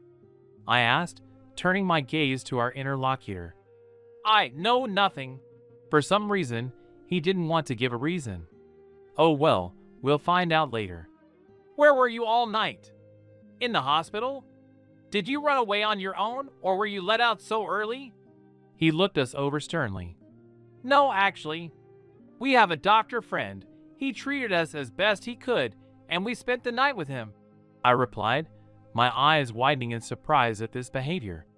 Daichi, where have you been again? The brunette in charge approached us. I carefully freed my hands and, trying not to make any unnecessary movements so as not to drop Naruto, unzipped the bag I usually use to carry books, and recently also the odds and ends Akashi gave us for our walks. I pulled out a small envelope. I deliberately placed it on top and handed it to the teacher. Yesterday, while we were out playing, we got carried away and fell into a ravine. So we stayed the night at Akashi-san's again. I don't like calling him that. The teacher took the envelope from my hands and immediately unfolded it. She quickly scanned the paper, then looked up at us and nodded, then glanced at the shinobi in question. Were you looking for them? She asked. My eyebrows rose involuntarily, so I didn't turn around. Was he looking for us himself? To make sure we were alive, probably. Yes, the ash-haired man answered. Then I'll leave you. Goodbye. She nodded to the shinobi and, turning, cast a disgruntled glance at us, then went off somewhere to join the little ones. I moved closer to Naruto, and he grabbed my back with his right hand, while I held his side, after which I turned back to the stranger. Do you need something from us? I asked, helping Naruto get comfortable. No, actually, where are you going now? Is it just me, or has he decided on something? We came back here for the book. I just finished it. I need to return it. And after that, we're going back to that friend of ours, I answered calmly. Well, I guess he thought, author's note, excuse the tautology, that Akashi would still be treating us. He'll be surprised when we go to lunch. Of course, they'll give us medicine anyway. What else can we do? Why did you go together? The shinobi asked, confused. Naruto and I exchanged glances, looking into each other's eyes. The fact that I'm in a child's body is an excellent excuse, so to speak. Do whatever you want, essentially, and people will just shake their fingers. Of course, it all depends on the person, but this one-eyed guy is clearly one of those who thinks I'm a child. Are we going? Naruto finally asked after the silence had dragged on. I nodded, checking my own feelings. Naruto had been hurt much worse, and even though he had that incredible regeneration, he wouldn't heal overnight. Right now, he was practically hanging on me with his entire body. His heart rate was slowly picking up, and consequently, his temperature was rising. Damn, if we were late, Akashi would kill us. Well, maybe just me. If we were really late, Naruto's condition might get worse. That would be bad, of course, but at least he wouldn't get hurt. Yes, go ahead, of course. The stranger finally came to his senses. I nodded and bowed slightly, briefly saying goodbye, then, exchanging a glance with Naruto, as if warning him that we were about to leave, I moved toward the stairs. When we crossed the first step and finally began to climb up, Naruto finally voiced the main question. What does he want from us? He looked at me with a trusting gaze, so familiar, yet so different from my own. How on earth can he look at me like that? How does he even have the strength to do it? They treat him so terribly, and even though I've been getting looks of hatred and fear along with him lately, I probably still don't feel the same pressure he does. Although, my character and the general reciprocal hatred for the inhabitants of this village also play a role. Well, I don't understand him. If I had that same strength, let's be honest, I'd have killed everyone here already, even if I had to somehow team up with the Ninetales, whose intentions, by the way, are still unknown to us. He hasn't shown up yet. Damn it, he's lazy. Although, this is what Naruto wants, not me. I might be interested in who this fox is, but if he turns out to be hostile, it'll be bad, yeah. I wish I knew, I whispered distantly, walking forward. Who knows? That's right, except maybe himself. All I understood was that he can't decide on anything or understand how to do something. I don't know what exactly, and I'm afraid to even think about it. Who, in the end, will understand these shinobi? It seems like hardly anyone will understand me either, and I'm destined to be a shinobi. So, no, it's still impossible to understand this ash-haired guy. Naruto and I, for example, don't understand each other. You're late. Kanpoi Jr. loomed over us, a menacing figure. By then, I'd already lifted Uzumaki onto my back. He was walking so heavily, and now he was half asleep. Why hadn't he fallen asleep yet, even though he really wanted to? Didn't he want me to be essentially alone with that one-eyed shinobi who'd somehow tagged along? Sorry, I said, looking up at Akashi apologetically, as if accidentally adjusting his position so he wouldn't fall. Akashi frowned and stared straight at me. To the room. Now! Akashi said after a couple of minutes of tense silence, and I immediately set off at a quick pace toward that very room. The last thing I heard was the younger Kanpoi's remark. And you, well, never mind. Go to the kitchen, that's forward, up the stairs, and to the right. And I'm off, he said, as always. Okay, let's hurry. I don't want Naruto to get any worse because of me, and it's already bad. Are you awake? I asked when the blond man lying on the bed grunted something and rolled over. Waiting for a faint nod, I turned back to the window, looking for my main informant, who was supposed to be bringing a small gift for my friend. Well, a tiny little gift, and fluffy, and timid, and so much more. How are you? I asked, trying to break the overly cozy atmosphere that was making me sleepy. I'm fine, the blonde croaked, seeming to try to sit up, but he failed and fell back onto the futon, snorting in irritation. I turned over and simply watched silently as Uzumaki lay there, staring at the ceiling with a look that looked like he was about to incinerate it. How long did I sleep? He finally asked the question that clearly interested him. It's about 8 o'clock, already sunset. I looked out the window again, and literally a couple of seconds later noticed a thin silhouette looming on the horizon. Finally, I blurted out. I exhaled with relief and stared out the window even more intently. No longer glancing back at the blond man, who seemed to be glaring at me with an uncomprehending gaze, although he still couldn't get up. Finally, Gashi landed on the roof of the first floor, right in front of me, with a very carefully tied white bundle around his neck, inside which someone was meowing faintly. Gashi, that's taking a long time. I'm getting nervous. Come on, come in. I immediately attacked my furry friend, who simply rolled his eyes before jumping into the room through the windowsill. How's Chiquita? I immediately asked the question that was really on my mind. What? The cat muttered. Full combat readiness, as always. He stared at me, half offended, half mockingly, to which I merely raised my eyebrows, showing I didn't understand. However, the impudent feline didn't bother to explain, so I decided to reply. I see you're also ready to carry your daughter through a minefield. I chuckled, watching as Gossip started muttering something under his breath again. She said that if she... He shook his head, as if indicating the package. Suffers even a little, I'll get what's coming to me. Oh, how good it was just a couple of years ago. Oh, come on, it's only for your own enjoyment. I interrupted his budding nostalgia. The redhead let out a tired sigh, but fell silent. So how is she? I looked at the package curiously. Did you get there okay? I thought Naruto's puzzled look shouldn't be mentioned in the context of his perception. Everything's fine with her. Chita says she's just like me, just as timid and indifferent to the world around her, even if it's inanimate. He seemed to think. Am I timid and indifferent? He looked at me with his emerald eyes. I shrugged, as if to say I didn't understand what he was talking about. Okay, let's bring her here. Let's introduce them. I abruptly cut off all threads of conversation, getting down to business, otherwise Naruto might get out of bed. Gashi approached me and positioned himself so I could easily remove the white kerchief in which the daughter of my informant and Chiquita, his de facto fighting partner, was carefully wrapped. I untied the ends of the kerchief and slowly lowered the cloth to the floor. Then, shielding the little creature with my body, I unwrapped the daughter of my alpha cats and freed her from the white kerchief. Then, placing the kitten in my palm and covering her with my other hand, I rose from my knees and walked over to Naruto, sitting over him.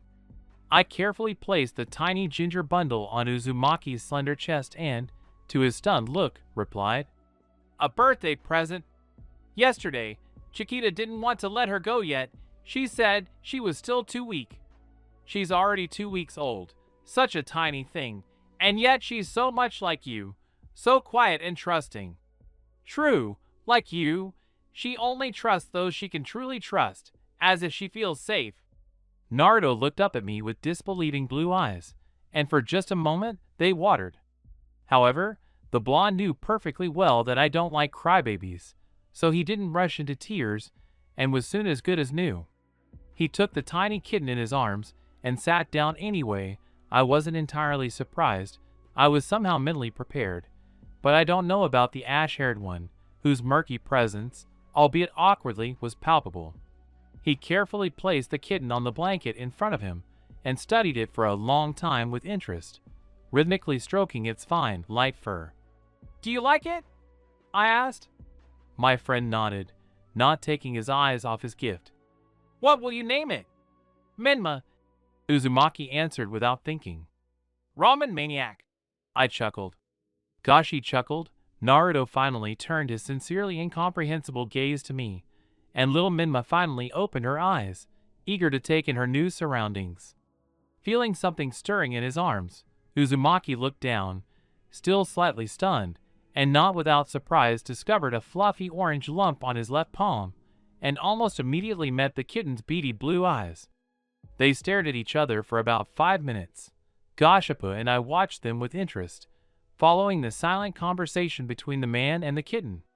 Personally, I couldn't say for sure whether they were communicating or not, or whether there was any chance for a relatively ordinary person to establish a connection with an essentially ordinary animal.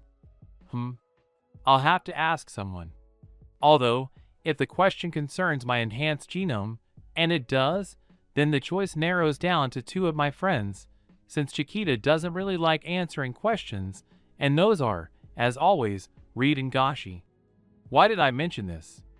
Because sometimes Akashi and Kanpoi-sen answer my questions. To be fair, it's worth noting, after all, it's better to ask people about biology, medicine, herbalism, and other basic ninja skills than to burden my 4-legged friends with such things. They teach me so much already, and I won't even mention protection and all kinds of assistance. And even if they chose this path themselves, I'm not a monster or a dictator, so I don't want to create difficulties for my first friends. They do too much for me. "Daichi," Naruto called out to me. When I focused my attention on the other man, the blonde looked me in the eye and said with all the seriousness he could muster, "I owe you." On the surface, his eyes were so light and sparkling, but if you dug deeper, there was hope, and only those who knew him, or those who didn't, could see the dull pain and happiness in his blue gaze, from the gift, from the realization, from the confirmation, and so much more. All I could do was nod just as seriously, maintaining the atmosphere in the room. The one-eyed shinobi's presence faded, and I breathed a sigh of relief. "What does he want from us?" I whispered, frowning and irritated. Naruto nodded in agreement, and Gashi and Menma glared. "Yeah, you shouldn't eavesdrop on young shinobi who have some kind of protection in the form of menacing ginger cats. We're talking about now. Let's leave the rest aside." "Ashi-chan?" Stepping out onto the street from the very side where I'd once learned about the Jinchuriki from Reed and had spoken with friends here many times since, I saw, curled up alone at the very edge of a sort of threshold, that same white cat who, among the weaklings, was the most persistent, strong, and jealous. In a good way, probably. Within a month, the girl had grown stronger and no longer had to worry about getting hurt by a mishap. Now she could play relatively calmly with Sui and Yova, who were determined to stay true to their childhood, Though when someone says or does something wrong to me, they all immediately become more serious than ever, not to mention the general hostility towards such losers. And she could also move around independently outside without fear of catching a cold from a single gust of wind. Although, in the residential, educational, and commercial areas of the village, I try not to even let her down on the ground, they'd crush her and not even notice. As she turned her gaze to me, taking away her still disproportionately large white head, on which sat simply enormous ears, and looked at me with sleepy beady eyes, not yet fully awake. "So why are you here alone?" I sat down next to her, carefully placing her on my lap, covering her with my sweater, and began stroking her. "And you didn't even cover yourself while you were sleeping." I shook my head as the kitty settled in more comfortably. "I understand, of course, that you sleep better outdoors, but you could have called." I looked at my lap and sighed, realizing that my paw was already asleep. "Daichi?" A shinobi called from the roof. I wonder how he manages to appear so suddenly in my field of vision. The first time, I didn't notice or sense him right away either. What the hell? "Good evening," I nodded, looking into the darkness ahead, continuing to stroke the kitten in my lap. I knew the ash-haired man was sitting on the roof above me, but raising my head to try and spot him seemed incredibly stupid, so I decided to just sit where I was. He'd come down anyway. He's an adult, and he wouldn't take the liberty of talking to a child without seeing him. "Good morning." I was right, and they answered, already standing on the ground right in front of the threshold where I was sitting. "May I sit down?" He either didn't consider me a child after all, or he had relatively little experience interacting with strangers, which was more likely. I was looking at appearances. He nodded calmly in response, calming his thoughts by stroking Ashi-chan. It was pleasant for her, and relatively calming for me. Otherwise, there was a very interesting question connected with that savior from yesterday. What does he want from Naruto and me? The ash-haired man sat down next to me and immediately began to speak, seeing the cat on my lap, pressed to my stomach and wrapped in the hem of my sweater. "How old is she?" 2 or 3 months. "I've had her for 2. I don't know what happened to her before that," I replied, staring straight at the sleeping kitten's face. "Do you have many of these pets?" he murmured thoughtfully. "They're not pets," I countered, finally turning my dark, scarlet gaze to my interlocutor. "They're my friends," I continued with a hint of pride. "No, I understand it's undesirable to talk about my genome. They'll use me for more experiments. However, my body is only 5 years old, and those around me consider me a child, at least partially, so I'm allowed to say such things. So what if he thinks I'm so lonely? It's all fine." My interlocutor froze for a couple of seconds. I think he simply wasn't expecting such an answer. However, he's already quite an experienced shinobi, as far as I can tell, and so he came to his senses fairly quickly, no longer displaying such obvious surprise. "Is it because of that boy?" the ash-haired man suggested. He asked the shinobi with either suspicion or interest. "So, I don't understand. Is he going to introduce himself?" "Partly," I nodded, sincerely hoping he'd understand the reason for his initial wariness. However, he nodded, and I concluded he understood. "Phew, it seems he's warmed up to me." "Do you regret letting him get close to you?" he asked. "What?" I froze. However, I soon came to a stop, but continued to look at my interlocutor with raised eyebrows. "I'm sorry, of course, but you're mistaken," I say, as if I'm rushing to explain. I don't know why I said that, but I guess I inherited that from the old Daichi. I wonder if I can banish that trait from my mind. At least for now? Should I try? I hope it won't get any worse. I take a deep breath, closing my eyes, and trying to clear my mind of unnecessary things. And I succeed. I clearly feel the recent tension disappear from my head. Opening my eyes, I regain my own thinking.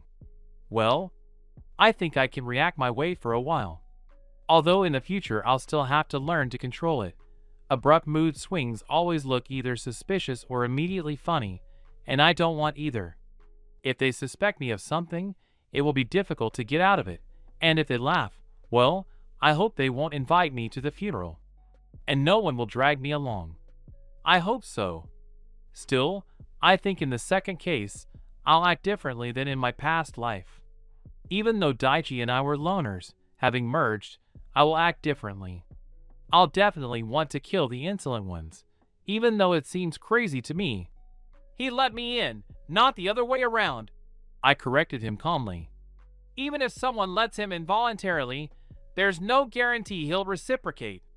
He's too good at sensing people, and it's with Shinobi that his instincts clash with his own. Naruto told me how he gets a headache sometimes when he encounters an experienced, accomplished ninja. On the one hand, he can be quite sympathetic, self-sacrificing, incredibly smiling and friendly, or on the contrary, quiet and uncooperative, but 90% of the time, Naruto will have mixed feelings about a shinobi he meets. I think it's because every true shinobi has killed at least once, and most react differently in different situations. I didn't say this out loud, assuming Naruto knew it himself. Okay, so you regret it with him. My interlocutor decided to clarify, his one visible eye clearly reflecting thoughtfulness. Well, I didn't just throw my words out there. That's good. It seems children are often not taken seriously, and subsequently become lost in their behavior, thinking, and the like. No, I answered easily, returning to petting my Ashi-chan, who, while I was lost in thought, had managed to wake up and attempt 3 escapes. Well, she sensed my pensive, and for her, unusual mood. Sigh. Thanks to him, there are no unworthy or unreliable people around me. Thanks to him, such people are weeded out, feared. What could be better? I asked, looking into Ashi's blue eyes. She meowed in agreement, squinting with pleasure and craning her neck, trying to keep my pale palm on her fluffy head for as long as possible. With all her actions, the kitty once again made me smile slightly, continuing to stroke her affectionately. The ash-haired man watched all this with vague interest. Daichi, the shinobi called out to me again after a while. I turned to him, looking curiously into the stranger's single visible eye. Ashi seemed to be looking at him too, but I knew she was probably looking suspiciously. Would you like to have a family? He'd been looking at the ground before, but now he turned his gaze, either thoughtful or filled with hope and despair, presumably both, perhaps even a combination of both. I hope I don't need to say I slammed on the brakes, right? This man, a virtual stranger to me and most of my circle, makes me lose control time after time, baffles Naruto, and manages to anger a kitten. Shinobi amaze me. No, Ashi will eventually get used to the influence of my genome, and will also calmly follow her instincts when I'm in danger, but for now she's only 3 months old. She's still a child. But on the other hand, the 5-year-old child inside me instantly awoke, the one who had been alone all his short life and lived in an orphanage. I immediately wanted to say, yes, without thinking, and my eyes suddenly watered. However, at first, I managed to completely muffle the sound by biting my tongue and cheeks, and managed to hide it by burying my face in my knees, clasping my legs with my arms. The sides of my face were hidden by thick, albeit white, and almost transparent, hair. I don't know what he was thinking, and what he looked like at that moment, I couldn't see. I can't. Daichi, shut up, you bastard. You're already dead. So why the hell are you still dictating your terms? Damn, this would be incredibly inconvenient. He's a shinobi. He'll quickly realize that I'm not just friends with animals for no reason. He'll understand that I'm not an ordinary kid, and I'll have to spend less time with Naruto. But damn, how I want to. Daichi, you half-dead bastard. I understand that you were only 5 years old when you died. You were lonely and desperately wanted a family, but I'm living in your body now. Not you. Damn it. I hate him. I can't. I barely managed to squeeze out. But things can't always go the way I want them to, can they? And now it didn't. Decide, I said, but more firmly than before. Damn, can I just kill that 5-year-old again? Oh damn, fine. We'll play it by ear. Let's see what he says next. And what will happen to Naruto? I rested my ear on my knee, looking at my interlocutor. It was clearly impossible for me to understand what was in his gaze. There was too much jumbled up there. Naruto might have understood something, but not me. I only understand animals, Naruto, and Akashi. So I couldn't even fathom the main reason why this shinobi's I had widened so much. So his name is Naruto after all. My companion sighed. My gaze immediately became attentive, and it seemed the ash-haired man noticed, but either ignored it or decided to save it for later. After all the emotional upheaval, this is infuriating. Damn it, calm down already. Well, I can't take him, but since they're letting you leave the shelter without any problem, as long as there's a note, he can stay with me. The house is big, he answered somewhat hesitantly, even stunned, but still. Then, will I be able to spend as much time outside as before? I asked the next question, a little cautiously. If I could be with Naruto without all those nasty, hateful looks, then I might agree, especially since nothing bad would happen one way or another. Probably. Naruto seemed to like this ash-haired guy. The same amount? His voice betrayed his surprise. You're so pale. I thought you weren't exposed to the light that often. Well, I'm exposed to a lot of sunlight. It rarely gets really hot in Konoha, but if the temperature outside really gets that high, I'll be sick. I visibly deflated, my face turning blue. I was truly sick then. That's happened a couple of times already. I thought I'd die. I felt downright ill even at home, in Akashi's special room isolated from the sun, let alone outside. Kami, it's painful even to think about. And I still remember the first time I was outside in the heat. I wasn't used to my new body yet, especially since being an albino hadn't really affected me. I never got sick, except when I was beaten, and I'd forgotten about the hypersensitivity of my current body.